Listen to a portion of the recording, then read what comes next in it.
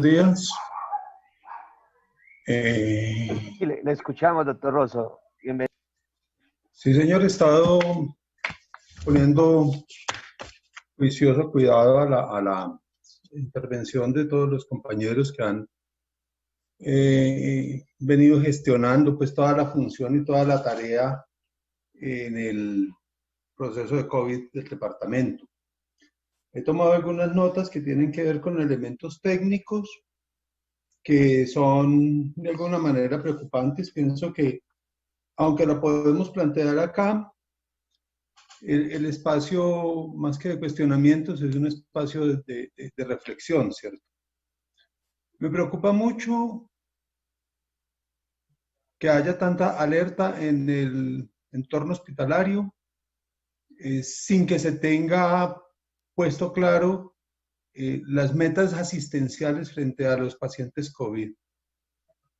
Es decir, estamos suponiendo que hay que poner 20 camas en un lado, 32 en la otra, 7 en el otro, etcétera, pero no estamos diciendo y estimando cuántos son los pacientes que se van a atender efectivamente, de acuerdo con las proyecciones que hay de orden epidemiológico, de orden social, de orden médico y demás.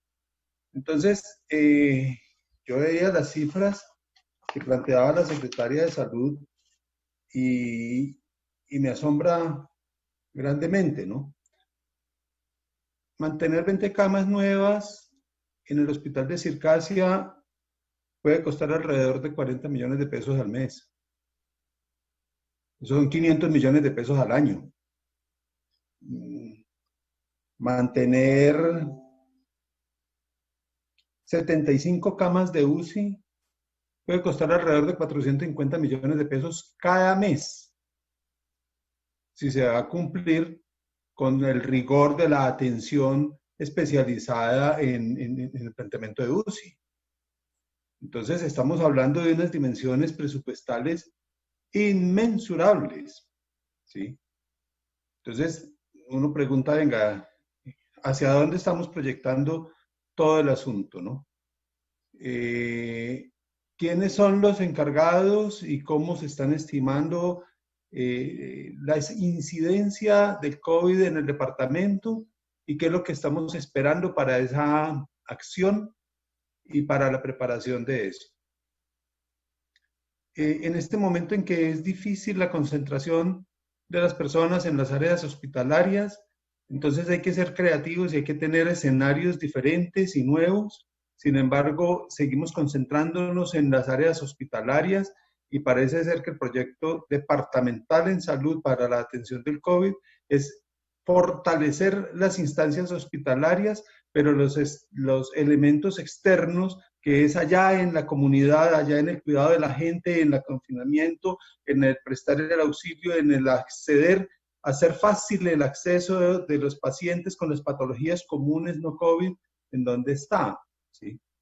Entonces veíamos que hay una disminución del 50% de las atenciones en el hospital de Calarcá, hay una disminución del 50% de las atenciones del hospital San Juan de Dios, hay un cierre de 8 de los 12 centros de salud de Red Salud, hay dificultades y hay retrasos en la atención de la, perdón, en la configuración de la atención para el municipio de Circasia. Entonces uno dice, venga, ¿y qué está ocurriendo con la patología normal? Si es que normalmente hemos tenido una demanda y hemos tenido una insuficiencia hospitalaria, una insuficiencia de los servicios ambulatorios y especializados en el departamento, y el COVID simplemente los desapareció. Entonces ahí empieza uno a preguntarse, o estábamos haciendo acciones equivocadas en razón de la atención y la facturación y la esta, o estamos dejando que la gente acumule patologías de otra manera, ¿sí? Y entonces, ¿qué pasó con la tercera edad? El departamento tiene más o menos 70,000 ancianos mayores de 65 años, de los cuales el 70% son del régimen subsidiado, que tienen que ser atendidos por la red pública, que es con quien prioritariamente las EPS del régimen subsidiado tienen contratados dichos servicios. ¿Y dónde están?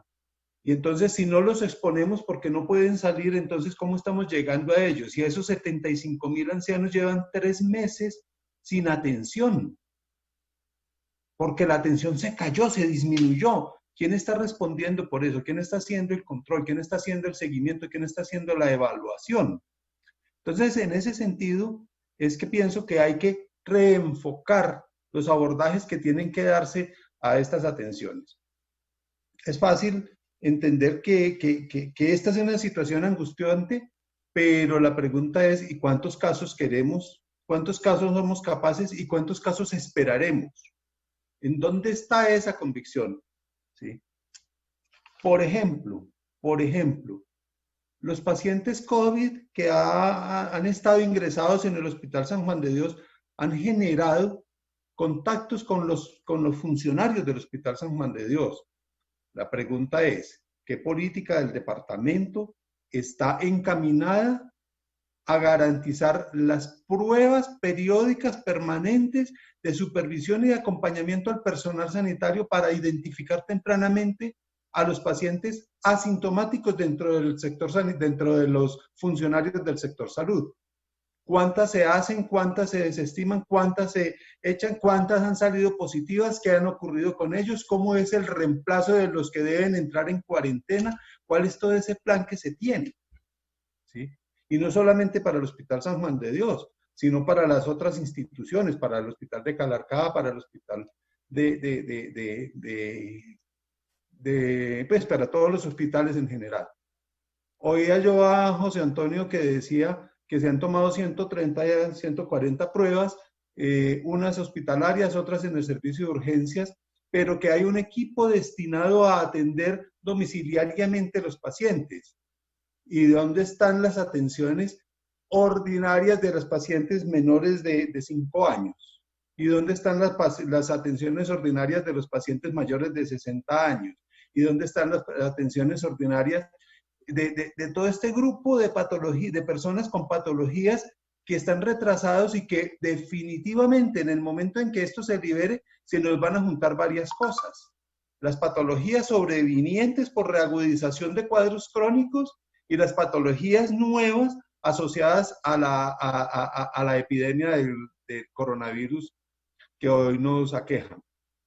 Entonces me parece que es importante entrar a hacer unas gestiones que puedan fortalecer la respuesta de planeación de los servicios de salud en razón de la materialidad y de la responsabilidad. La materialidad es clara, tiene que estar ahí. Abrir 75 unidades de cuidados intensivos vale 500 millones de pesos al mes.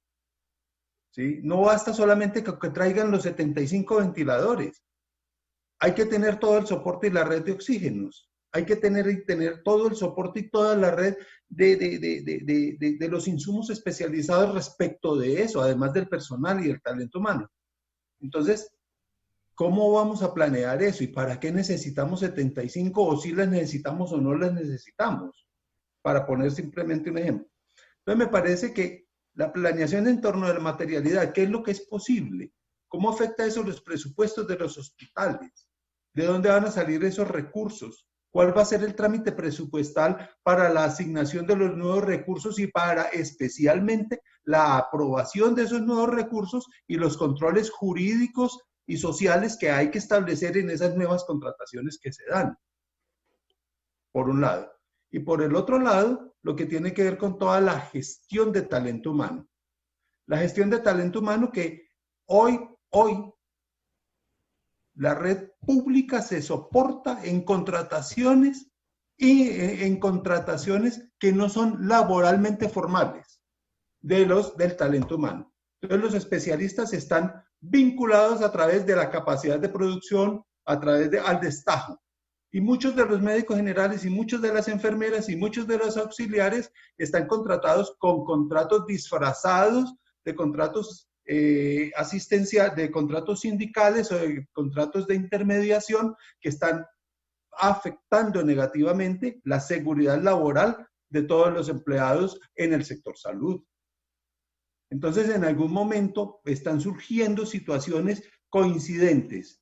Una, la terminación del contrato. Dos, el agotamiento presupuestal. Tres, la solución, ¿cuál es? Pues saquemos la gente porque no hay presupuesto. Y entonces la riqueza que se tiene en torno a los proyectos de dotación y de afianzamiento, entonces, ¿en dónde queda? La preocupación tiene que ver con ese tipo de elementos que me parece que debe gestionar una discusión mucho más enriquecida, mucho más documentada, que nos permita efectivamente avanzar en eso. De todas maneras, hay un esfuerzo importante que se ven resultados en el departamento del Quindío. Tenemos 124 casos de esos. Infortunadamente, ayer, antier, esta semana murió otra paciente de COVID en el departamento, ¿sí? Pero digamos que ha habido un comportamiento de la epidemia un poco más optimista de los presagios que se tenían desde epidemiología y salud pública. Sin embargo, sigue habiendo una sombra ahí bastante amenazante que está generando cosas, y ya lo decían los diputados y ya lo decían, perdón, los representantes, de que a nivel nacional se está esperando una carga de la enfermedad para finales de junio, para principios de julio, y que no sabemos cómo nos va a afectar. Pero miren cómo dentro del departamento están ocurriendo estos asuntos hacia donde yo los quería señalar básicamente. Señores diputados, yo les agradezco la invitación, la oportunidad, y estamos atentos pues a continuar nuestras conversas y a resolver las inquietudes que se puedan generar. Bien, Luis Carlos Hernández. Muchas gracias, señor presidente. Pues un saludo para todos, muchísimas gracias. Digamos, esta jornada que ha sido pues muy productiva. Agradecerle a los representantes y a la senadora que nos hayan entregado el informe de las actuaciones del gobierno nacional, a los directores que nos entregan un panorama pues esperanzador en términos de infraestructura con relación a lo que son nuestros centros de atención médica, los hospitales y centros de salud. Me quedan unas dudas porque pues lo primero es hablar de, digamos, de lo que ya se había generado como, digamos, como la proyección era digamos, cómo se iba a confrontar la condición del COVID-19 en el departamento del Quindío. Y siempre lo primero que emergía era el hospital de Cercasia, como un espacio físico, pero pues ya vemos que tiene un retraso para la entrega de más de 6 meses, que no tiene adecuaciones, pues no tiene, digamos, el equipamiento, y frente a lo que es digamos, la parte de talento humano, pues ya se vuelve un problema delicado o una situación delicada para el municipio, por lo que plantaba el doctor Carlos Ernesto ahora, con relación al número de camas y número de profesionales que tienen que ser asignados y garantizar la sostenibilidad.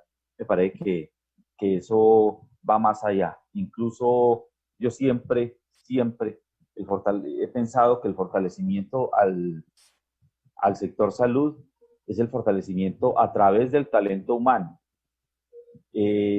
Los equipos, pues claro, de difícil consecución y toda esa condición, pero llevamos ya casi 3 meses desde que declarada la pandemia en nuestra región y seguimos hablando a futuro de los mismos temas que estaban hablando. Lo mismo puedo decir del hospital, del laboratorio departamental y laboratorio de la Universidad del Quindío. Pues, los honorables diputados saben mi insistencia con que cuando se inició la emergencia, dentro de las 3 actividades principales era el aislamiento, las pruebas y el fortalecimiento del sector salud, pero desde el talento humano. Y lo de las pruebas, pues seguimos sin poder generar nuestras propias pruebas en el departamento.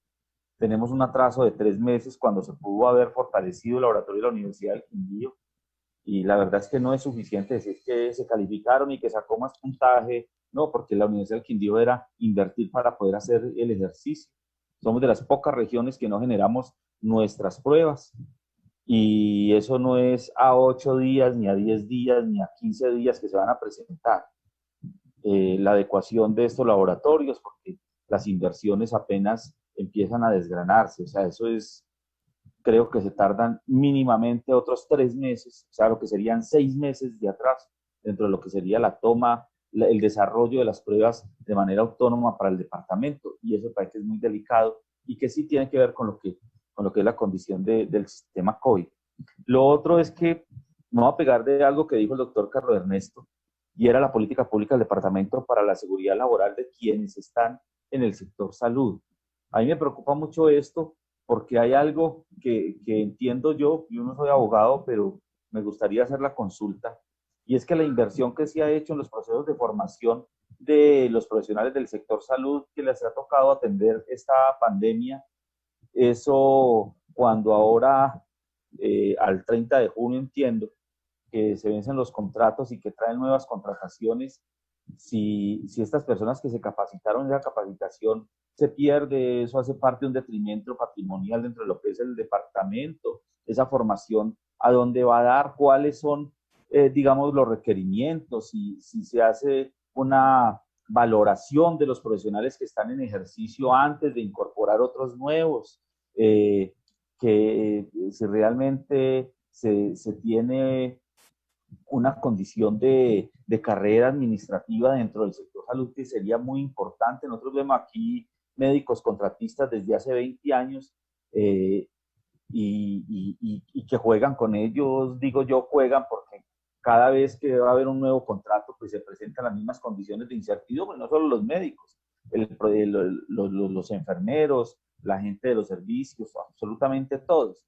Entonces, mirar de qué forma hoy que estamos en estas condiciones se garantiza para ellos esta situación. Mirar cómo, por ejemplo, digamos, las contrataciones que se hacen, si realmente están certificando que sean pues, mejores profesionales los que se contratan nuevamente que los que se encuentran en el ejercicio que están haciendo, además que han confrontado esta pandemia de una forma impresionante. Y a mí me preocupa, y me preocupa en gran manera, porque recordemos que se presentó un caso de un contrato de 800 millones para equipo de bioseguridad en el departamento, mientras que los médicos estaban reclamando estos equipos, se presentaron unas irregularidades aquí a nivel departamental. Y eso no lo podemos olvidar porque eso, así se haya cancelado o no se haya cancelado, lo que indica es que tenemos unas dificultades en términos de lo que son los equipos de bioseguridad. Además, porque hay un dato que es preocupantísimo, y es que se han dado 27 positivos en profesionales de la salud, y eso es gravísimo, porque son las personas que tenemos que estar blindando. Y recordemos que ellos han clamado por las calidades de los equipos y por la disponibilidad de los equipos que tienen que hacer. Habría otros temas en salud que a uno pues, realmente son muy delicados para tocar. Yo veo que hay una exposición muy esperanzadora, o sea, yo vi una exposición de cada hospital y realmente no entendía cuál es la crisis de salud que se habla si todos estamos tan bien, ¿cierto? Pero aquí nosotros vemos, por ejemplo, un manejo terrible, el caso, por ejemplo, del manejo de la alimentación del Hospital San Juan de Dios, que quedó amarrada desde el año pasado hasta diciembre 31 de este año, o hasta cuando se agote, que es lo de la alimentación que maneja la Fundación Chambalá, y otros elementos que, digamos, pues, que tienen que ver con el sistema de salud, la atención, dónde están, digamos, la cantidad digamos, de profesionales que se van a contratar, los recursos para estos profesionales, porque cuando uno suma todo lo que la proyección en nuevas camas y áreas de atención, son más o menos 355 camas que se van a ampliar, lo que implicaría más de 1.000 profesionales en salud para el departamento, y quién va a asumir y cómo se va a asumir eso cuando eso no está incluido y no se incluyó entre los elementos presupuestales. Entonces a mí me quedan, digamos, ciertos vacíos que parece que son muy interesantes, porque aquí lo que necesitamos son elementos concretos, pero sobre todo garantizarle, yo quiero ser vocero de esto, garantizarle al sector salud, a los profesionales del sector salud del departamento, que no sigan siendo, digamos, como digo, tirados como profesionales de tercera categoría, porque los tipos de contrataciones pues son terribles, no hay garantías en su ejercicio laboral, y sobre todo porque para el caso específico del COVID, me parece que es altísimo. O sea, de 120 casos, 27 que sean profesionales de la salud, eso nos dice que es gravísimo cuando debe ser la población más protegida y blindada de todos los ciudadanos que habitamos el departamento. O sea, a mí me parece que hay unas alertas y que eso hay que tener unas consideraciones muy fuertes alrededor de esto. Muchas gracias, señor presidente.